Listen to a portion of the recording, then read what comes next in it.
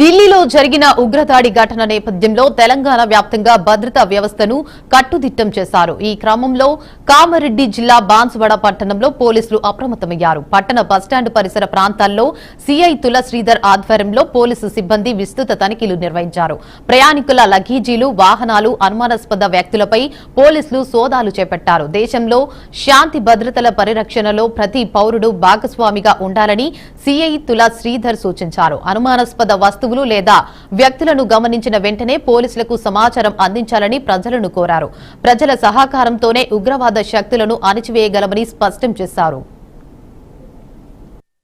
గౌరవ ఎస్పీ గారి ఆదేశానుసారం ఇక్కడ బస్టాండ్లో సర్ప్రైజ్ చెక్ చేయడం జరిగింది. ఇది మన బాన్సువాడ టౌన్లో ఎవరైనా గంజాయి కానీ అట్లా మత్తు పదార్థాలు కానీ ఏమన్నా అక్రమంగా తరలిస్తున్నారేమో అని చెక్ చేయడానికి ఈ సర్ప్రైజ్ చెక్ విధించడం జరిగింది.